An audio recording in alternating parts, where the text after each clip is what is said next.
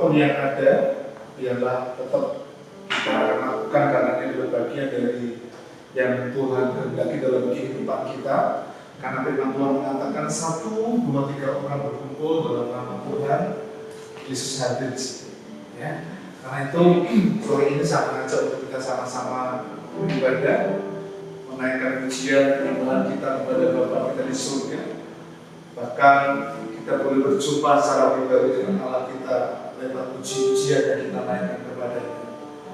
Demikian juga lewat firman Tuhan yang kita akan bersama-sama. Kita berdoa bersama-sama. Kami mengucap syukur untuk anugerah-Mu. Kesempatan sore ini Kau masih berikan kepada kami. Kami mau beribadah, memuliakan Engkau.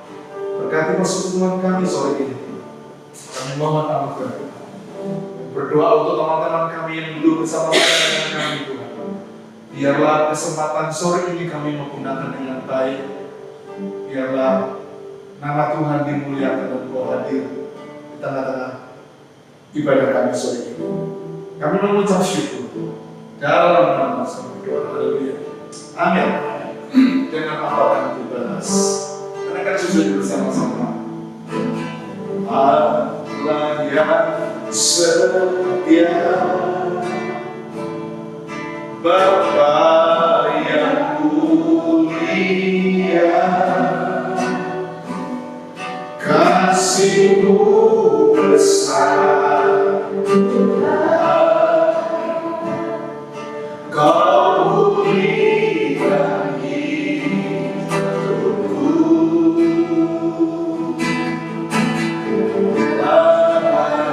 harapanku, hidupku dalam-Mu. Terima kasih Tuhan, Kau berikan hidupku, dengan apa kan ku balas segala kebaikan-Mu. Segenap hatiku menyembah-Mu Yesus,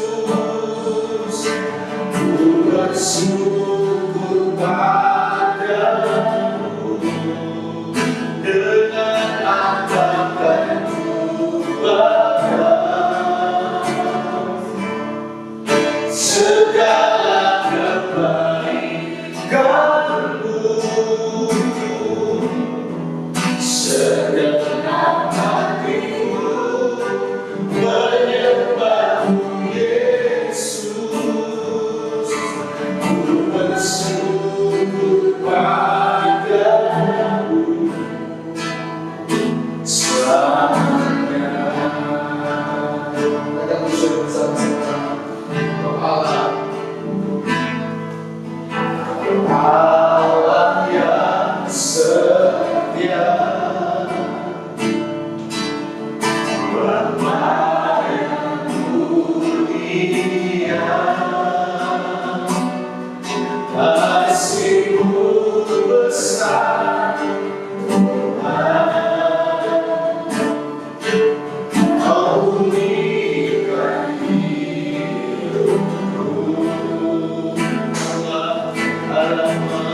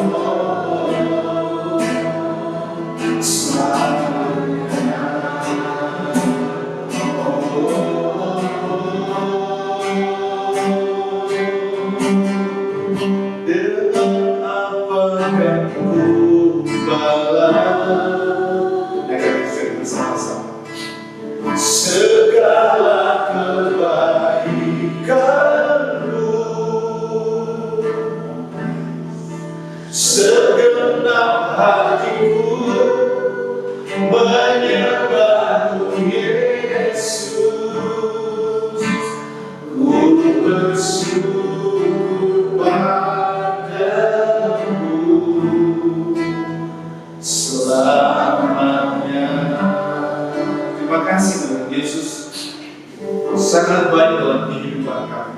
Engkau teramat baik dalam hidup kami. Berkati persekutuan kami sore ini Bapak. Berkati ibadah kami. Kami mohon anugerah Tuhan. Kami memuji besarkan nama Engkau pada sore ini dan biarlah segala pujian, hormat, pengagungan kami hanya kepada Engkau, Allah yang hidup, Allah yang berkuasa dalam hidup kami.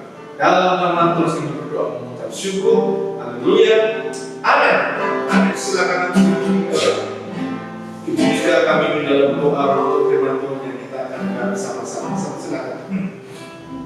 Bapa di dalam surga, kami bersyukur masih Kau pertemukan kembali di ruangan ini untuk mengikuti ibadah yang sore ini akan dipimpin oleh Bapak Pendeta Yeri yang akan membawakan firman Tuhan ini.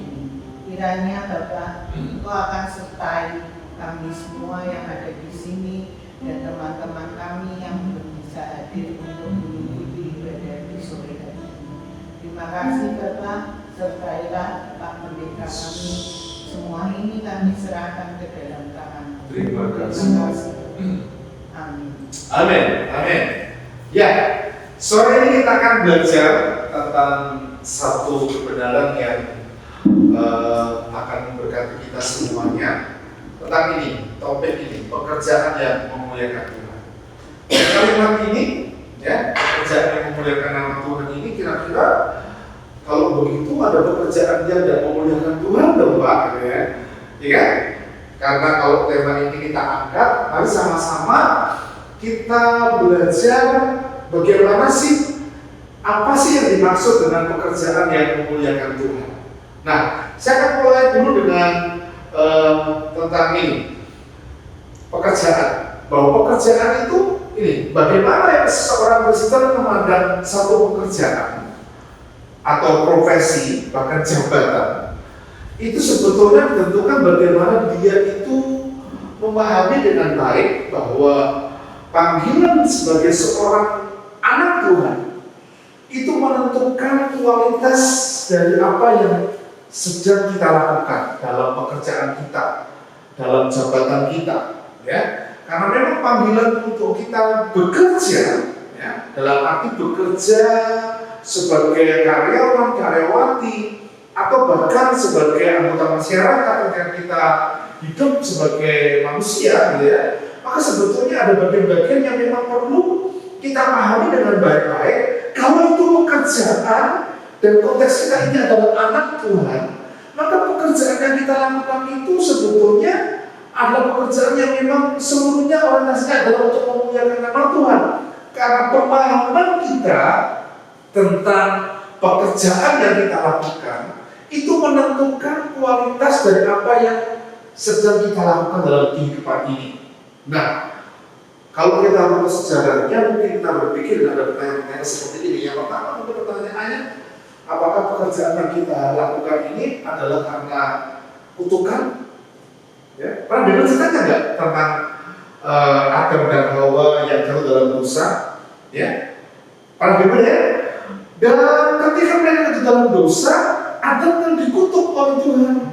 Padahal sebelumnya semua yang ada di taman ini boleh kamu makan, boleh kamu minum, boleh kamu nikmati semuanya, ya kan? Enak itu manusia tinggal petik bisa dapat buah itu, tidak menanam, tidak mencangkul, semuanya enak tersedia di taman Eden itu. Ya, tapi karena manusia jatuh dalam dosa, sehingga Allah menghukum mereka. Adam harus berkeringat, harus berpeluh, harus bekerja keras untuk mendapatkan makanan. Nah, apakah karena itu sudah kita ketika hari ini kita bekerja, kita berpeluh, kita berkeringat, adalah bagian dari kutukan yang memang secara nenek moyang kita mewarisinya, gitu ya? Karena memang Paulus juga mengatakan barang siapa tidak bekerja, ya jangan makan, gitu kan? Kalau kita nggak bekerja, ya kita nggak dapat income. Kalau kita nggak bekerja, nggak dapat pemasukan. Taman ini boleh kamu makan, tapi pohon pengetahuan bekerja itu jangankan kamu makan, diraba aja nggak boleh gitu. Tapi kemudian perintah itu kan dipelintir oleh kuasa iblis dan saudara kepada manusia yang namanya Hawa. Loh, kalau kamu makan dari buah ini, kamu akan jadi seperti Allah. Bayangkan kalau ada kalimat seperti itu, jadi seperti Allah, wah hebat tuh. Maka itu yang meragukan Hawa. Dia bilang sama suaminya, sayang, kalau boleh dibahasakan, tapi saya ketemu dengan ular. Wah, katanya kalau kita makan buah yang ada di pojokan itu, kita akan jadi seperti Allah, tahu tentang yang baik dan yang jahat, katanya. Oh iya, kalimat yang diucapkan oleh Allah, firman yang diucapkan Allah itu standarnya diturunkan. Standarnya diturunkan sehingga dalam standar yang diturunkan inilah Adam kemudian mau.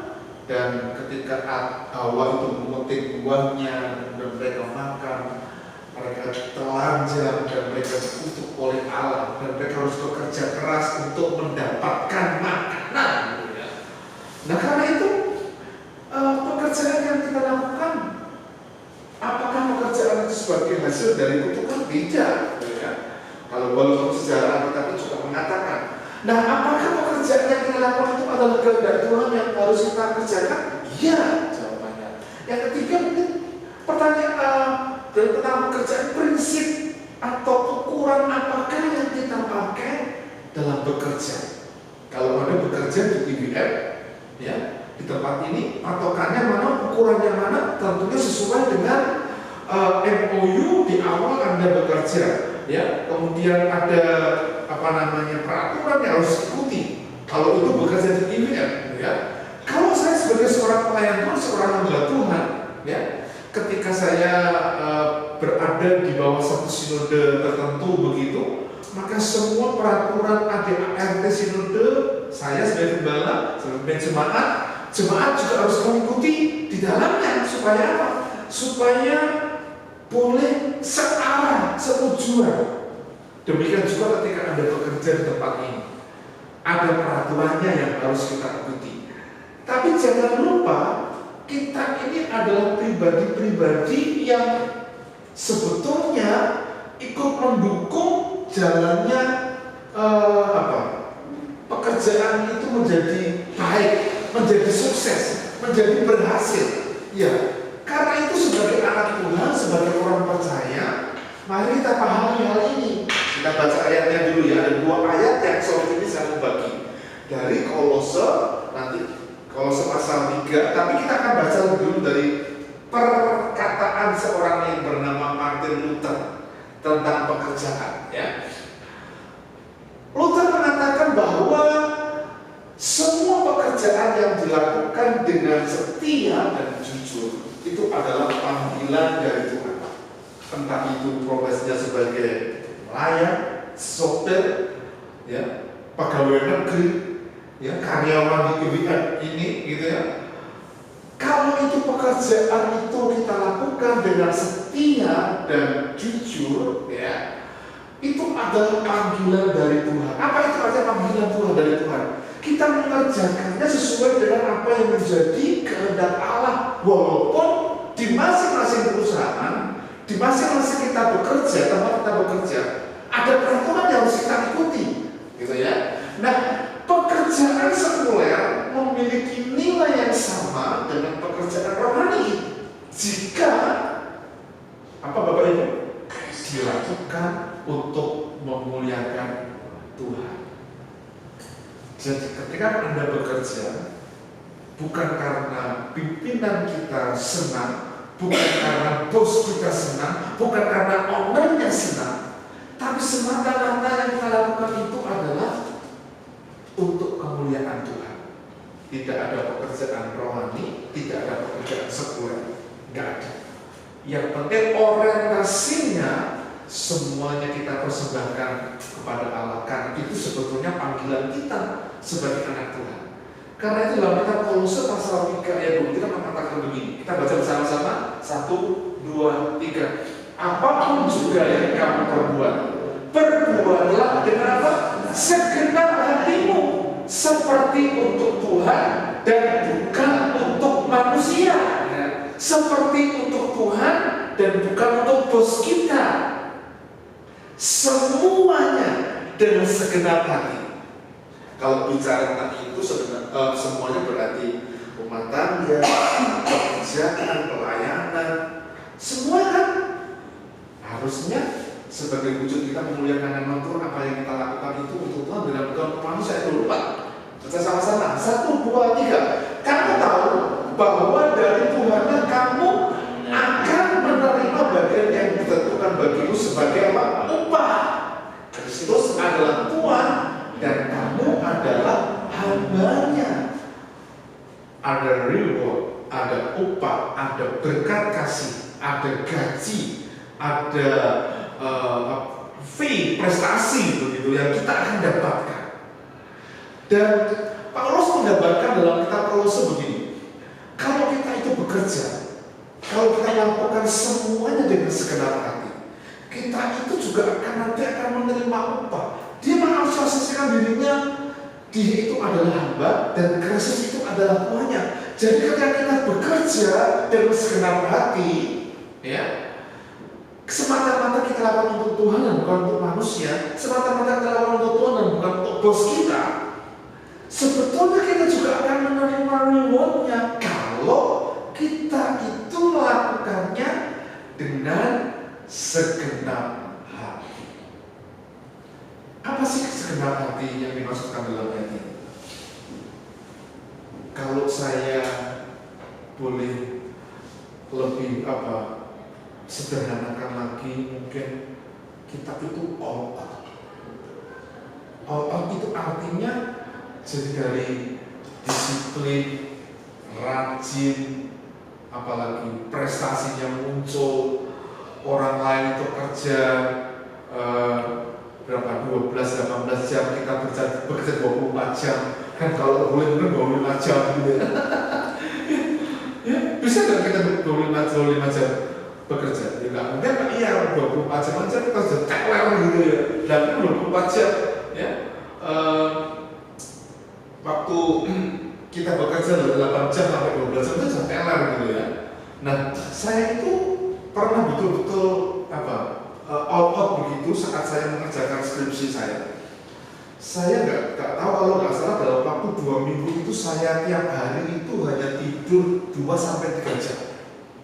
Waktu saya menyelesaikan skripsi S1 saya. Karena apa? Skripsi S1 saya sudah punya istri, saya sudah punya anak waktu itu.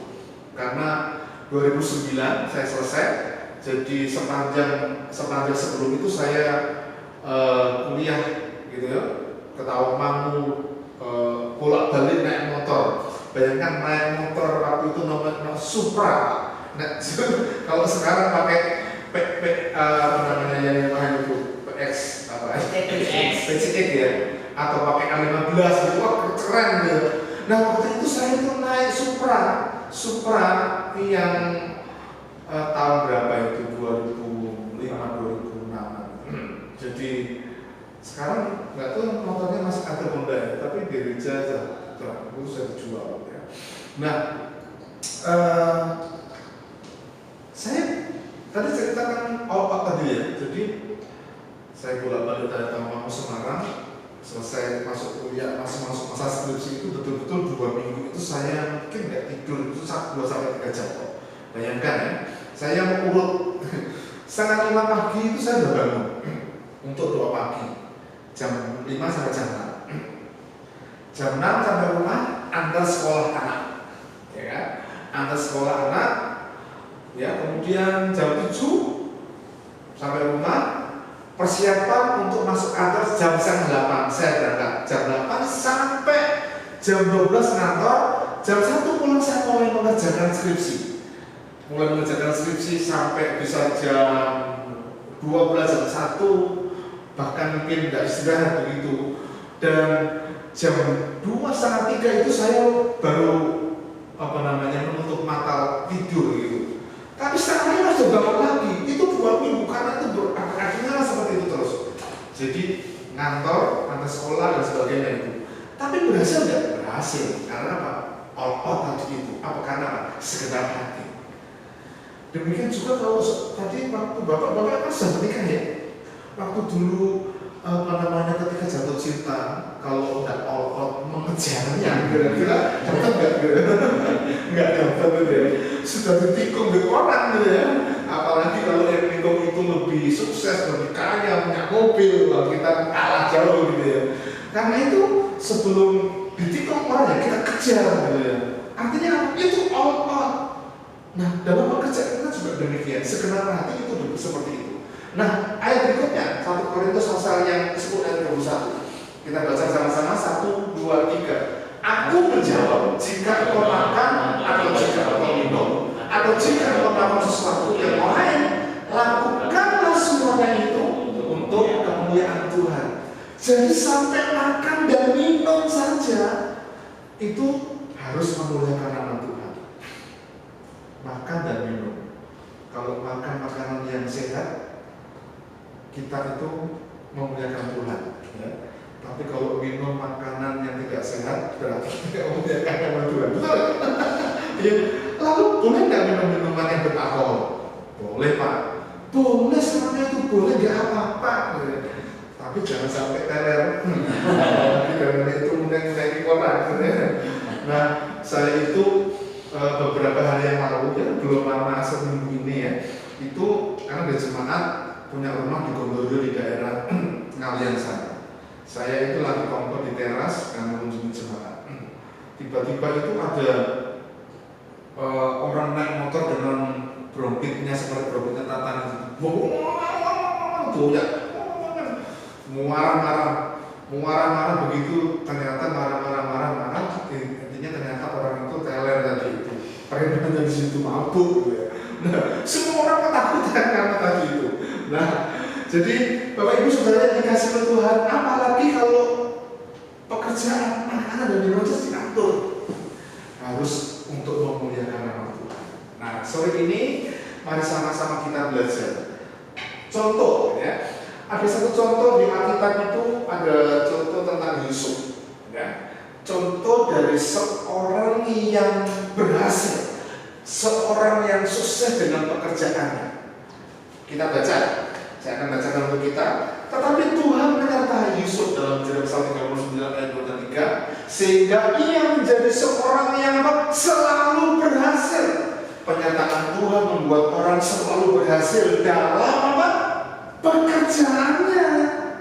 Ya, maka tinggal ia di rumah tuannya orang Mesir itu. Setelah dilihat oleh tuannya bahwa Yusuf disertai Tuhan dan bahwa Tuhan telah membuatnya berhasil setelah sesuatu yang dikerjakannya, ya, maka dia dipercaya oleh Potifar menjadi kepala asisten rumah tangga. Ya. Yusuf itu hidupnya enak nggak kira-kira? Nggak enak. Dari ketika di rumahnya memang dia disayang oleh orang tuanya, pamannya. Tapi karena dia disayang itu, seluruh saudaranya membenci dia, ya, membenci dia sampai kemudian dia dimasukkan ke dalam sumur, kemudian dia dijual. Sementara dia jual, dia kakaknya tadi bilang sama papanya, anakmu yang kamu sayang itu diterkam binatang buas, ini buktinya jubah lokasi itu darahnya, itu lihat-lihat. Ya, Yakub sedih, sangat sedih. Ketika Yusuf dijual kepada Ismail karena dibudak yang menjual kepada Potifar. Potifar itu pejabatnya Fir'aun. Ketika dia bekerja di situ sebagai seorang yang waktu itu masih menjadi asisten rumah tangga.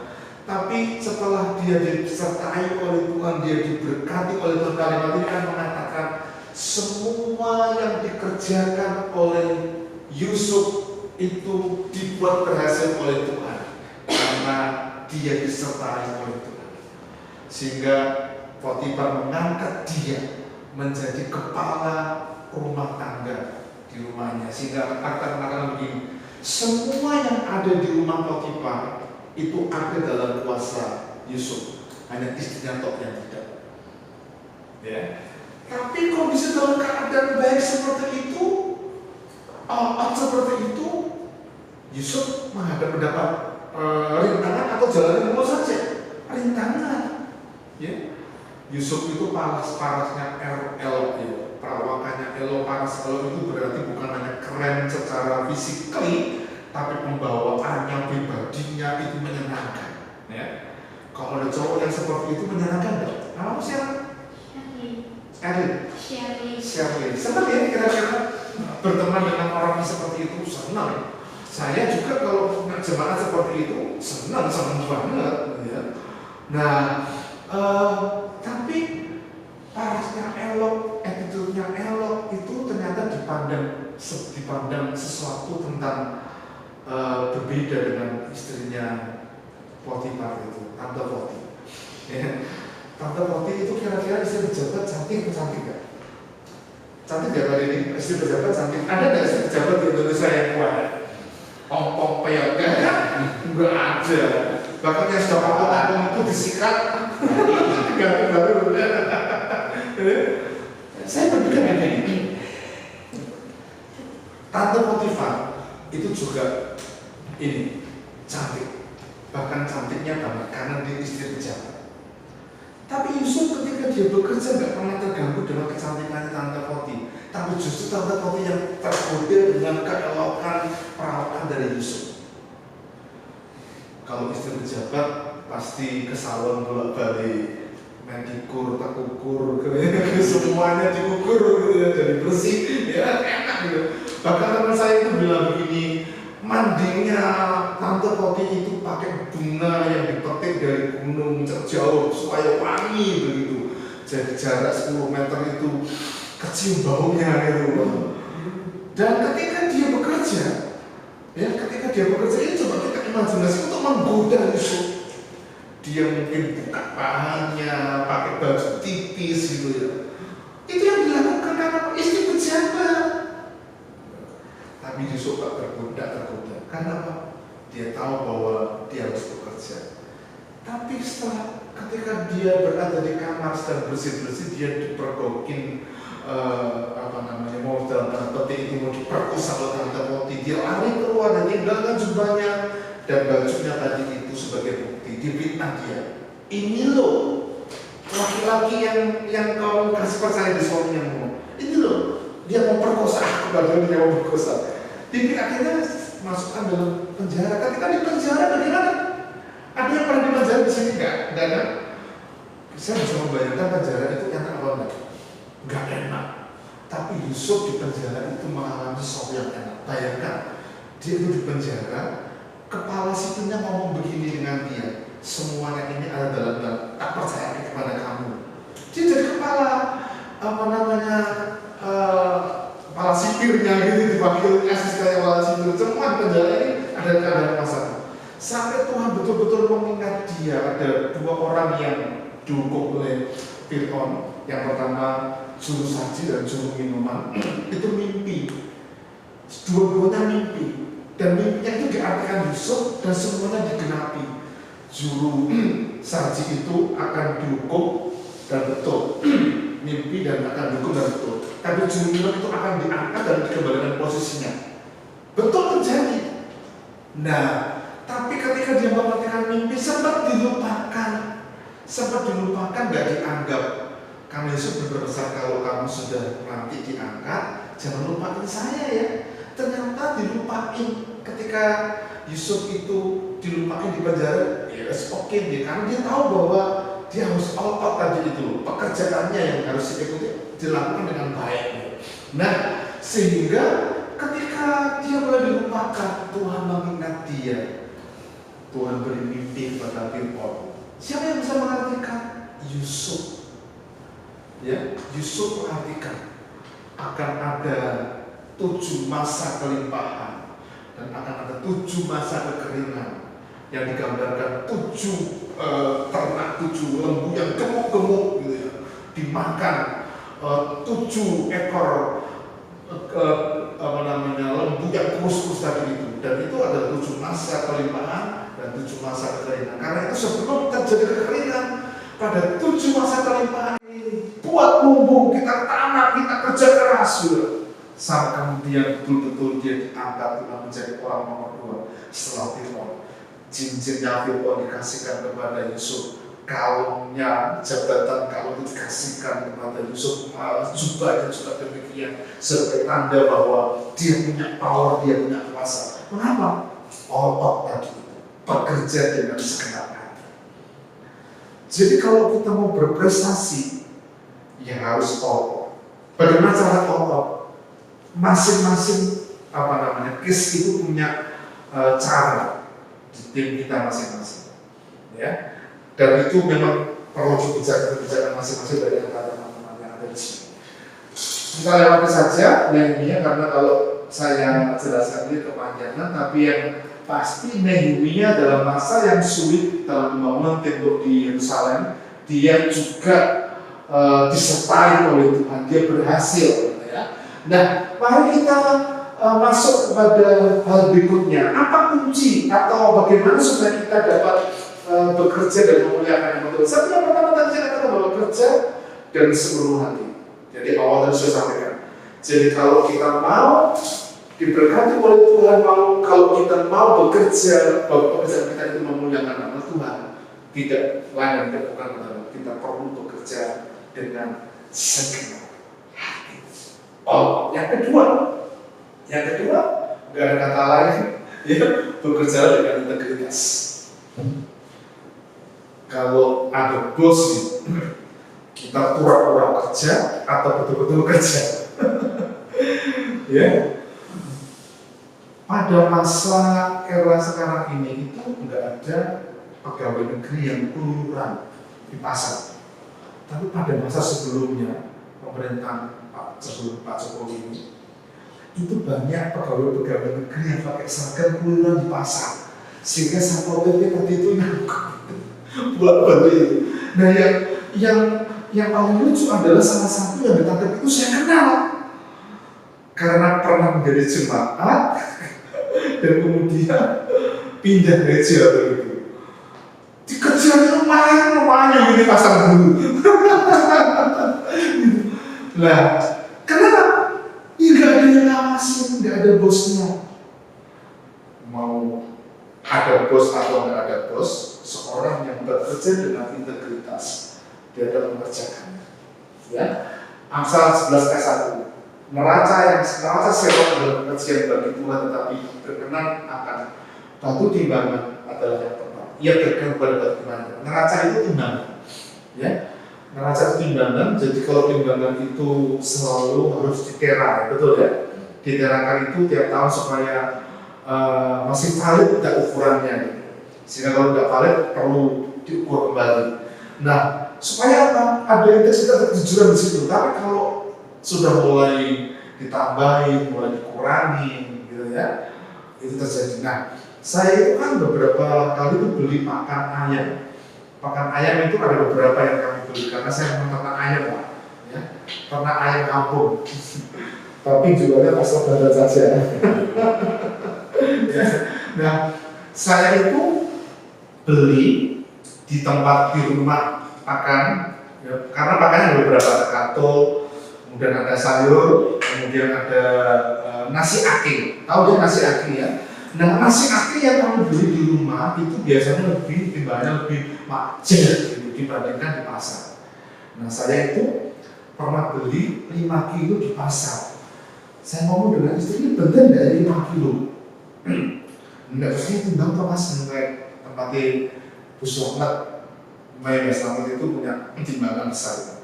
Saya bawa, ternyata itu betul nggak ada 5 kilo, ya, 4 seperempat kalau nggak salah. Jadi ada 3/4-nya hilang. Jadi saya mulai tahu ternyata pedagang-pedagang di pasar itu ya mungkin karena kalau enggak begitu enggak dapat untung gitu ya. Sudah dikurangi dapat untungnya double gitu ya. Harganya diangkat dari keuntungan dapat lagi gitu ya. Tapi itu terjadi. Tapi anak Tuhan tidak boleh begitu. Harus bekerja dengan integritas. Tidak ada bos tetap bekerja. Tidak ada leader ataupun ada leader tetap bekerja. Tidak ada pengawas atau tidak ada pengawas tetap ada bekerja. Karena ada CCTV dari surga yang mengawasi.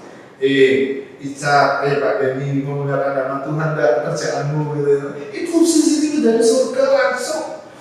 Coba kalau nanti diputar di sana. Jam sekian, Bu Nike pergi ke pasar. Ya udah, jam kerja. Kalau di layar dibuka gitu ya, nanti kita akan mampu ya. Yang ketiga, yang terakhir ya, rajin dan bekerja keras. Selain bekerja keras dan rajin. Ayatnya, hai pemalas, pergilah kepada apa? Semut, perhatikan anaknya dan jadilah bijak. Biarpun tidak ada pemimpin, pengaturnya atau penguasanya yang menyediakan rotinya di musim panas dan membuka makan pada waktu masakan. Dan semut itu nggak pernah berhenti bergerak. Coba ada semut yang berhenti bergerak, tiduran, pas nggak ada. Betul ya? Semut itu selalu bergerak, selalu bergerak karena teman-temannya nyapa, bergerak lagi. Kalau ada makanan yang besar yang dia tidak mampu, dia bilang temannya, di sana ada gento yang besar, dia tarik temannya, dia bawa temannya ke sana untuk angkat gento tadi. Itu semut. Dan itu bicara tentang kerja keras dan rajin. Semut itu mengumpulkan makanan di waktu musim panas sehingga waktu musim hujan itu ketika musim hujan tiba itu dia mulai makan makanannya itu sepastiin tadi kita. Nah itu kalau kita mau punya pekerjaan yang memuliakan nama Tuhan, ya ini bekerja keras dan rajin. Rajin APP, rajin dolan ke mana saja, termasuk rajin kasih ampau mereka. Nanti kan random gitu. Ampunya baca kan macam-macam, bisa roti, bisa buah dan sebagainya, gitu ya. Itu yang akan silaturahmi kita itu akan tersambung dengan baik. Jadi tadi itu rajin, ya. Nah, oke. Yang berikutnya adalah yang terakhir ini, memang adalah Tuhan dalam pekerjaan. Jadi kalau kita bicara tentang ini, maka semua pekerjaan yang kita kerjakan itu sebenarnya tidak ada yang sulit, betul ya? Tapi kadang-kadang kan Tuhan itu izinkan mengalami pergumulan, mengalami persoalan, ya. Beberapa kali saya dikasih tahu ke Pak, ayo doakan supaya ramai lagi, gitu ya. Karena apa kondisi kan seperti itu? Karena pasar global yang dipengaruhi dengan perang saudara kita yang ada di sana itu kita nggak ikut, tapi itu mempengaruhi dunia, ya. Sehingga perdagangan di situ kan mulai goyah, gitu. Dan itu pengaruh pada pekerjaan kita. Gitu. Karena itu saat seperti itu mari belajar untuk mengandalkan Tuhan. Ya. Ayatnya, jikalau bukan Tuhan yang membangun rumah, sia-sialah usaha orang membangun. Jikalau bukan Tuhan mengawal kota, sia-sialah mengawal kerja-kerja. Kemudian sekarang Tuhan, andalkan Tuhan. Ya, andalkan Tuhan itu artinya membawa seluruh pekerjaan kita dan semua pergumulannya kepada Tuhan. Karena ada bagian-bagian dari pekerjaan yang mungkin saja kita tidak mampu kerjakan, tapi Tuhan memampukan kita. Karena itu kita harus mengandalkan Tuhan. Ada nasabah-nasabah yang sulit untuk ditembus, ya. Ada calon-calon nasabah yang kita ambil sulit ditembus, ya. Waktunya kita bicara dengan Tuhan, andalkan Tuhan. Tuhan bicara ya dengan ini ya supaya prosesnya lancar, aman dan terus berjalan, ya. Nah itu harapan kita, itu harapan kita. Kadang-kadang kita menemui hal-hal seperti itu. Jalan kita, pekerjaan kita kan tidak selalu lurus, enak saja, tapi ada pergumulan, ada tantangan. Waktu itu kita perlu andalkan Tuhan. Yang penting di sini, mari kita bekerja dan orientasi pekerjaan yang kita lakukan adalah untuk kemuliaan Tuhan. Amin.